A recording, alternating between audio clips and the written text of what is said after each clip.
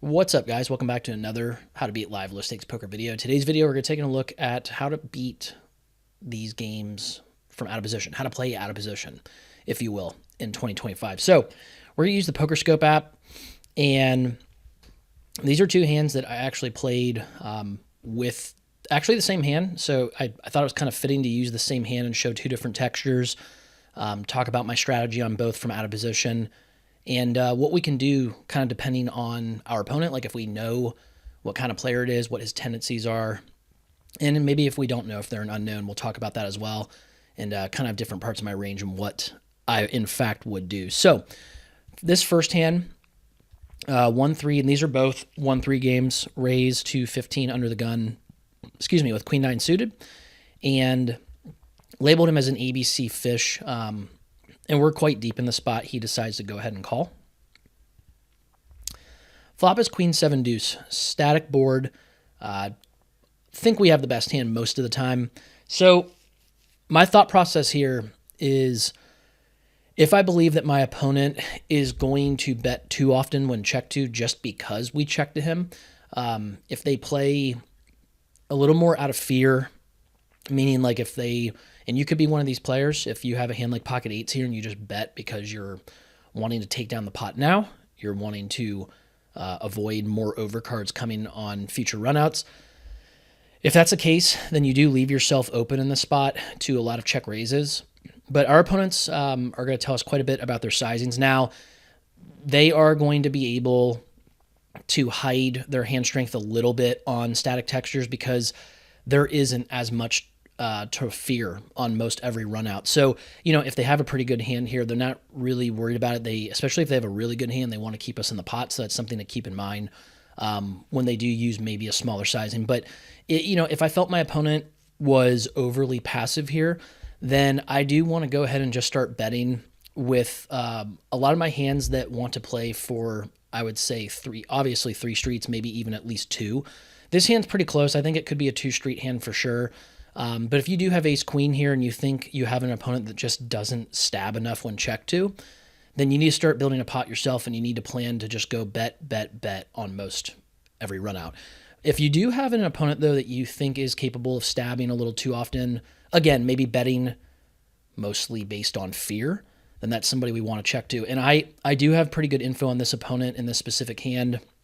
He is pretty straightforward, but I have seen that he's willing to bet a lot of his pairs and other hands here that aren't top pair or better, just I think honestly based on fear. Maybe he thinks he does just have the best hand when he's checked to. So I do check to him, and he does bet basically half pot, a little bit less. So again, I would say for the most part, this generally speaking should be a cap range. I'm thinking it is top pair at best for the most part. Like I said, because it's a static board, I do want to give him some sets. There shouldn't really be two pairs on this board. Like he shouldn't really have Queen 7, Queen deuce suited. He shouldn't really have 7 deuce suited, but he can have some sets. And it's potential or possible that he does have like some ace queen, ace or king queen. But I think for the most part, this sizing to me will now include a lot of those under pairs, those under pocket pairs to the queen, a lot of 7x, and then maybe even some air. Now, if he's sized up, I think that tends to be a more, like, I would say a better hand, but a hand that might be more vulnerable. So like sets might not want to size up and blow you off of the pot here, but top pair would be a hand that I think he has a lot of if he bets really large. And they could have some sets in there as well if they just think, hey, I have a set, I want to bet big. They could do that. So this is a spot with this particular hand in my range. Against this smaller sizing, there is more room to check raise. I think check raises on such a static board are hard to find for most players because if you look at this board, there are no straight draws or flush draws available. And that's where we usually start with a lot of our raising range. So, what can we use then? What makes sense? Well, those set blockers actually make a ton of sense. If I had a hand like 7-6 suited here, you could potentially turn that into a check raise against this sizing. If you have a hand like ace deuce suited, that's a really good one as well.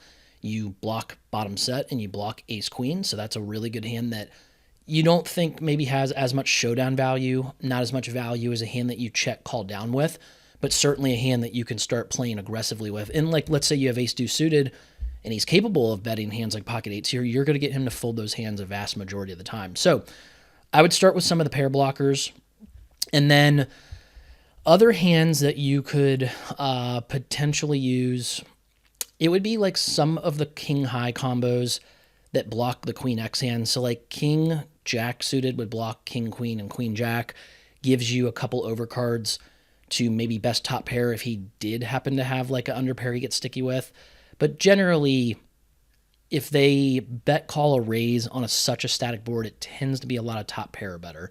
But they're going to fold a ton of their range if they're capable of overstabbing in this spot. So that's why it is advantageous for you to open up your check raise range against especially a smaller sizing. Now, as far as my value combos, obviously, if I happen to have two pairs or better, I would say ace queen or better is fine, because even though it is a 1-3 game, they are capable sometimes of flatting hands like kings and aces. They don't really still have as many of those. I'm not worried about running into kings or aces here. Ace queen maybe a little, but you're chopping against that hand at worst. So I would take ace queen or better, and I would check raise here. King queen starts to get a little dicey in more of a passive game and more of an aggressive game where you think players are squeezing or three betting a little bit more with king queen suited. You could start to take more king queen, and you could start to check raise here. But with a queen and with a 9 kicker and a backdoor suit, I think it could be a little thin to check raise here. Could you argue maybe small check raise? But we're starting to then talk about multiple different sizings, multiple different lines. I don't want you guys to play a mixed strategy just okay. I want you to play a simplified strategy very well. So I would take all of my like decent top pair or worse hands that have showdown value, and I would just plan to check call here, and that's what I in fact did at this point. So I do go ahead and call, and now we get a 5 of clubs on the turn. Don't think there's any real reason to lead here. You're just going to basically blow your opponents off of worse hands or bluffs, and you're really only getting action probably from a range that's doing really well against your queen 9, so there's no reason to check. And our opponent checks back, so what does that tell us? Especially on a turn that brings in more straight draws, brings in a backdoor flush draw, it tells us that our opponent is very likely capped now. If he did have a set that he was betting smaller with on the flop, there's no way in position being this deep he would ever check that hand back. And I would think to myself, a really good player would think that like I'm wanting to bet to build a pot to eventually play for stacks if possible. I'm not betting out of fear here. I want him to continue with his draws. I want to keep him involved with a lot of his range. Whereas ABC player, a player that plays out of fear, they're worried about runouts. They're going to bet because they just don't want to get, quote, sucked out on. And that's not the right way to think about it at this point. So I don't think our opponent would ever check back. Like I said, any 2 pairs or better here. I don't think he's checking back, honestly, top pair or better either. To me, this is either air that's just giving up, or he has a hand like pocket eights. He has a hand like ace 7 or 8-7 suited. He essentially has a pair that's worse than the queen, or he has air. Does he have occasionally some air that he bluffed with on the flop? Now he's checking back occasionally some flush draws to see a free river, maybe, but it's pretty rare. But we know he's pretty capped. And so our plan is if we get brick rivers, then we're going to want to go ahead and bet ourselves, because our opponents are not very likely in the live low stakes games to bluff often enough in spots where they just don't have it. So this is a really good spot, in my opinion, to actually bet at least pot and bet maybe a little bit of an overbet. They're going to call 75 or 80 just as often as they'll call 65. The reason that we're not going to go 2x here or 3x is because think about what kind of hands we're targeting. If we think he has like a 7 or an ace jack type of hand, pocket 8s, pocket 9s, we want those hands to call, and they're only going to call for maybe this sizing maximum. If you felt that your opponent could check back some queen X hands on the turn, what sizing would you need to use to blow him off of his best 1 pairs? It would have to be at least 2x, I think, like 120, 130. You might even have to go even higher and go up to closer to 3x, like 180, 200. If I felt that I needed to bluff this spot and I got here with a hand that didn't have as much showdown value, that's a really good sizing to use, exploitatively speaking. If we do get here though, and we have value, and we don't want him to fold hands like 8s, 7x, pocket 9s, we need to keep the sizing a little bit more reasonable, and I think this is more reasonable. So I did go ahead and bet in this real life hand, and he did go ahead and fold. He did think about it for a little bit, but he did go ahead and fold. So let's go back to the beginning, and let's actually change the board here. Let me see if I can... we'll just have to go real quick. So the next one, I actually flop... I believe it was, in fact, that, and we'll get to the turns, or turn and river later. So in this particular hand, I actually was in early position again. It might have been under the gun +1, but I did get a call from somebody in earlier position. And let me actually go back and fix that. So this player is actually... more of an aggro fish. Okay, aggro fish. There we go, aggressive fish. And we were quite a bit deep. I think it was in my notes here roughly around 800 again, which is kind of weird that I have the same hand and stack size. But yeah, so I did raise under the gun. Aggressive fish this time does call. And we do go heads up to now what is much more of a dynamic texture. And dynamic meaning majority of runouts, you're going to get nut changing cards. You're going to get a spade or straight completing card over cards that bring better hands in the form of two pairs or sets, better top pair. But this is the type of board that your opponents, even the more aggressive opponents, they are, I think, generally going to act a little bit more straightforward and more aggressive in general because of the dynamic nature of the board, the wetness of the board, because the nut changing cards are so prevalent. So I actually, in these spots, like to check range a lot. If it's a really passive opponent, like let's say we go back to hand 1 and it's that ABC fish and we think it's more of a passive version of that kind of fish, then that's somebody that we just want to start building the pot with here. We want to start, especially for this deep, we got to be mindful of the kind of draws that we would start using. So I would say any combo draw is going to be really strong, like strong enough that you can play against raises, you can play against stacks at some point, that you would start to build a pot with this hand if you did have more of a passive player. And then obviously your value combos, your top pair or better. Other weaker draws like just straight draws or non-nut flush draws that don't have a straight draw with them, so you don't have that combo draw. Let's say you had 6-5 of spades here. That might be a hand that we check against somebody more aggressive, and depending on their sizing, and I'll get to that in a sec, you could either check raise or check call. But generally speaking, the vast majority of the time, your opponents are going to tell you exactly where they're at if you check to them here. I think they make more mistakes against check than they do against bet, especially on the dynamic board. So I do check, and my opponent this time, he did not actually bet... I want to make sure I get this right. He did not bet 15. He did, in fact, though. Okay, I knew I was going to mess that up. So I check. He now bets 3/4. And this is a larger sizing. If this opponent bet closer to half pot, like in hand 1, then we would take much more of a range and check raise against that on a dynamic board. We would use more of those non-nut flush draws. We would use more gutters. Hands like, I would take hands like Queen 9 of Hearts. Use that here. I would take a hand like 10-9, use that. And maybe I mix in some calls with some of the better draws that have a little bit more equity, like the weak flush draw or the open ender. But gutters, I'm not really planning to check call here against small sizing. I would try to use those aggressively because they don't hit as often. Like you can't rely on your equity as often in those spots. You need to rely on your fold equity more. Now, against a larger sizing though, we have to probably narrow our range, and by probably, I mean we definitely have to narrow our range a little bit so. Like we need to be more equity driven in this spot, so I would want to take my best, I would say, if it's an aggressive fish especially, let's say they 3-bet more than just aces and kings, and maybe ace, king, and queens like a lot of live low-stakes players will. But let's say they definitely are capable of opening up their range. They're 3-betting more like ace-10 suited, pocket 9s. Then on this kind of board, we know that he shouldn't have a lot of top set. He shouldn't have the overpairs, maybe not even ace-jack. So we're going to take our ace-jack or better.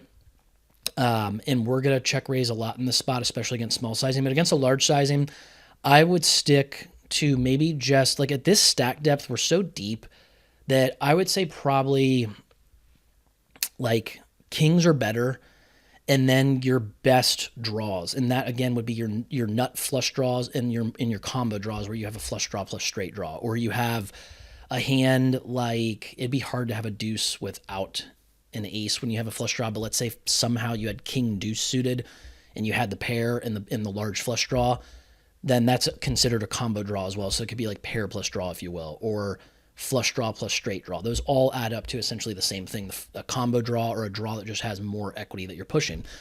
The more equity you have, the less often you need your opponent to fold to make the play profitable. So you don't need as much fold equity as what we refer to when you need somebody to essentially fold so often in that spot. So this is a spot where I determine with my combo draw, especially against an aggressive player that could even be wider with his larger sizing than, say, like a more passive player, I did decide to put in a really large raise here. And I think I went around, I have my notes, 200. And that's the reason that we're going so large in these spots, especially on the dynamic boards, is that we are now able to negate his positional advantage that he has. Anytime you're in position and you're really deep, it's beneficial to try to drag your opponents into the deep end of the pool and make them play across all three streets. It's just beneficial for you because as your ranges start to polarize, the player that's the aggressive player is going to have more of the nuts in their range with each street that's played if there's just a calling action from the player out of position. So it's very beneficial for you in position to be able to drag your opponent across all three streets the majority of the time. When you're out of position, though, again, it's much harder to realize equity from out of position. We would like to shrink the game tree. We want to make this a two-street game with how deep we are, if possible. Now, if you guys are much shallower, then your raise doesn't need to, of course, be as large. It could be something more standard 3 to 4x. Then you set up essentially a little bit more than pot on the turn. That's what we're going for. Our opponents in the live low stakes games, they are going to make a lot of calling mistakes. They're going to have hands that if they're willing to call a $100 raise, they're probably willing to call a $200 raise. So they're going to be what's referred to as inelastic. They're going to have hands that no matter the sizing, they're going to continue there. And so if that's the case, then it makes a lot of sense to go much larger in these spots. And the larger you go, if you do get action, like I said, the more equity you need to be pushing with your hand because your opponent's range is going to shift once they call 200 and it's going to be much stronger. So I do go ahead and I put in the $200 raise here. The idea again is you want to set up generally some kind of overbet on the turn. If we're setting up anything less than that, like if you go more standard, like 3 to 4x here, and then you bet, let's say 2/3 turn, 2/3 river, it's much harder to get your opponents off of more of their range if you need to, and you're also not getting max value out of the top of your range. So our goal in the live low stakes games is max value, max pressure, especially from out of position on these dynamic boards, because it is beneficial to us to shrink the game tree and take away his positional advantage that he does have. So I do go ahead and bomb it here. My opponent in this hand, again, a real hand that I played, decided to call. So at this point, I determined that his range is generally speaking going to be top pair type of hands and then a lot of draws. I think if he has two pairs or better, he's just going to ship it on the flop over on top of us to prevent any kind of nut changing runouts that either A, I realize equity with and he gets sucked out on, so to speak, or B, just basically scares off the rest of his action that he's looking for. So I do think anything that's top 2 or better here, because he shouldn't have like jack deuce or 8 deuce. But if he does have a hand like jack 8 suited, if he has sets, I think those hands are jamming. It's very possible if he had a hand like a combo draw, he would jam as well. I block a lot of those. But he could have a hand like nut flush draw, king high flush draw. And yes, sometimes, guys, we are going to lose to those hands when the spade comes in. But it's a spot where we also get worse flush draws that continue still. We also get him to put in money now on the flop that he might, in fact, fold on the turn against our overbet shove, which you can see here. We've set up a pretty nice overbet shove with 585 into 434 if we think that's what we need to do. So turn was an interesting one. In my notes, it comes nine of diamonds, so kind of like an offsuit nine. And my plan going to turns in this spot, guys, is that if it's a brick, we're going to shove. If we pick up enough equity that we think we get worse hands to call when we're shoving for value, then obviously we're going to shove. This is kind of an interesting one, though, because we pick up equity in the form of the nine. We also pick up equity in the form of the gutter with the queen. If I have an opponent that I think has the majority of the time mostly like top pair, the only way we're going to get him off a top pair here is if we jam all 585. And we have to make sure that we don't overestimate how much showdown value we have with the 9. But if we think our opponent is more aggressive and he can be a little bit wider when he calls flop, so not only does this opponent have top pair, but he might have like some 10-9 of hearts. He might have some spade draws as well. This is an opponent, because he's wider, that this 9 has a little bit more showdown value, in my opinion. And at least that's what I thought in the moment. I can still see arguments for shoving here because you might get even the more aggressive opponent to just lay down a hand like Queen Jack here. I don't think top pair plus straight draw is going to fold super often here, but I do think it'll fold often enough to 585. If a lot of you guys, though, only put in like 200 here again, you're never getting those hands to fold. And so, again, if I had instead a Queen 9 suited here, if I had Queen 10 suited and I turned the straight with the flush draw, I don't want to bet an amount that makes him fold the jack. So I'm going to bet like 200 here, setting up like a really kind of small shove on the river where he kind of has to call with a hand like ace jack after he calls turn against 200. But exploitatively speaking, if I want to make a jack fold or make the majority of his range fold here, I want to get this money in now. If I have a hand that's more vulnerable and it's a value hand, let's say I think ace jack is good here, or I think pocket queens without a spade is good here. I probably want to put the money in if I think I can get a call from those like jack 10, queen jack type of hands. It kind of depends on your opponent. Again, if they're more aggressive and they're willing to gamble, then I think you can get it in thinner for value. If it's somebody that's a little nittier or more passive, then you need to be a little bit careful about that. And, we don't need to give them a free river. You could maybe bet smaller with some of those like ace jack or pocket queens hands that targets some of the one pair portion of his range or the pair plus draw portion of his range. It's okay for him to put more money in that sense. You're getting value out of those hands still. But in this particular spot, in real life here, I thought the 9 had some showdown value. If I give him an opportunity here to maybe bluff off in the spot, and then we can maybe make a call against a hand like 6-5 of spades that we're in really good shape against, the nut flush draw might jam here, trying to represent 2 pairs or better, and we call and we have the best hand with the pair, and we block his flush draw. So there's a lot of good, I think, that, again, comes from checking in this particular spot against an aggressive opponent. Now, again, if it is more of a passive opponent, somebody that you feel that you can blow off of the majority of the range here, and the 9 doesn't maybe have as much showdown value, then we need to go all in. But I do check, and my opponent decided to actually check back here. So on the river, which I need to select the river, we do get a board pairing deuce of clubs. So pretty much a brick. Unless my opponent called flop with like ace deuce of spades, I think we're doing all right here. It's possible that like he has a hand like king jack, queen jack, ace jack. What's the amount that gets him to fold that hand if he does have it? It's probably 585. But do we think we have some showdown value with the 9? Do we think the jack sometimes bets turn? I think that's possible as well. This was a close one for me. Like, I thought jam definitely got him off of a lot of his range, but I felt like it was tough to rep a lot of value at that point. You would think after I check bomb flop that I would just get it in on a 9 turn. Like, at that point, I'm not really that worried about straights. Like, if I have sets over pairs, like I think that it's going to be perceived that I want to protect those more. Now, do I need to be worried about what my opponent thinks about my range at that point? If it's somebody that's definitely like a regular in a live low stakes game, I don't think we have to worry about that as much. But in this particular spot, I felt like my 9 was good. It is a spot where you could check, and if they bet something like 150 or 200, you could consider bluff raising because they don't have boats, and you could check raise looks incredibly strong here if you don't think the 9 is good often enough. And you could consider that line and blow him off of pretty much everything because he only has pretty much top pair as his best hand at this point, guys. He check called bomb on the flop. He didn't put it in on the turn when he had an opportunity to, or he didn't bet for value / protection. River, once we check back here, he generally has a jack at best. He has like a lot of missed draws that we're just trying to see a free river.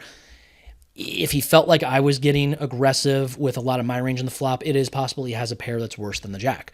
If he has a hand like 10-9, he thinks he has some showdown value at the 9, so he could have checked back turn. So yeah, I think we have a good 9 here a lot of the time. If I think it looks a little empty for me to bet here and I don't think I get him off a jack, then I think checking is okay. I think we have enough showdown value that sometimes we do win here. So I did check, and my opponent decided, and being the aggro fish that he is, he actually, to my surprise, decided to ship it all in here. It's a spot where like my gut kind of told me when he did this to snap call because I thought it was hard for him to have much. I did think ace deuce of spades could be a thing, but it's one hand. It's literally one combination of all the hands that he would have. This is a bet that I think if he thinks I check raise huge with an overpair, I think he thinks he maybe can get me off of it, although the deuce is good for those hands at that point because now I'm beating all the 2 pairs on the board. But again, if they're an aggressive fish, if it's somebody that just is going to have too much air at this point, yes, I don't love that I blocked some of the draws on the flop, but that doesn't really matter as much at this point. Like, guys, think about it. Is he really going to check call, or I'm sorry, is he going to bet call a bomb on the flop, check back turn to then jam a hand like queen jack? I don't think that's really happening here. Does he show up with 2 pairs on the turn and ever not bet? Like, generally, no. Like, they're going to bet, and they should, for value, and to get value out of their hand, to prevent me from realizing equity too easy from out of position with my hand to catch up on the river, maybe. So it's a spot where he feels really empty. If I run into it here, then I just run into it. But I did make the call here, and he just said good call and mucked. He didn't say what he had. It could be a missed spade draw, like 6-5 of spades. Like I said, he could have, I don't know if he would turn, most live low stakes players don't turn pairs into bluffs. They kind of overestimate their showdown value in certain spots. So I don't think he took a hand like 8-7 of hearts, even though I don't think he has that. I don't think he took a hand like 10-9 of hearts and turned that into a bluff, guys. Like, I think that would just check back a lot. So I think it's some missed spades. It could be random other stuff. I mean, he's an aggro fish. He could have some hands that just don't make sense to me. Like, I don't know. I guess maybe he does have like an 8 sometimes. But I felt that this was a really interesting hand to share. And honestly, both hands, it gives you guys good perspective into kind of using this strategy out of position. My thoughts like more as heuristic, like heuristically speaking, like it could be a completely different type of dynamic board or a completely different type of static board. And these same thoughts still apply in most every spot. Checking out of position to your opponent if you think they're going to bet too often because they're checked to, that's going to be super beneficial to you. Pay attention to their bet sizings. Large sizings mean they really like their hand. Small sizings mean they don't love their hand as much. And so you can attack more liberally against the small sizings. If you attack against the large sizings, make sure you're pushing more equity with your range. Static boards, we don't need to check raise quite as large. You still can go larger, but instead of going between 5 and 10x, you could go maybe something between like 3 and 6x. If you are shallower, whether it's dynamic or static, you would want to go smaller with your check raises as well. The deeper that you are, the more incentivized that you are to go larger with your check raises to shrink the game tree, especially if it's against somebody that you think can put you in a tough spot over all 3 streets when they have position on you. So yes, there's a lot going on here, guys. This is why if you come visit us over at archcitypoker.com, we have plenty more videos like this where we get more in depth. There's a ton more examples where you just get more repetitions into where this becomes more innate to you. It doesn't become something that you have to do all this thinking on the table. You can study the videos, learn from us in the Discord, and when you ask questions or comment on hands, and we're going to be able to help you out. And you're going to be able to take these repetitions, these heuristics to the table, and you're gonna be able to play without having to do too much thinking. Like we're gonna set you up with really simple strategies that are built to exploit the live low stakes populations, the 1-3, the 2-5, even the 5-10 populations. If you guys jump into that, these guys are all still very exploitable. It's just in different ways. You might run into an aggressive fish. You might run into a passive fish.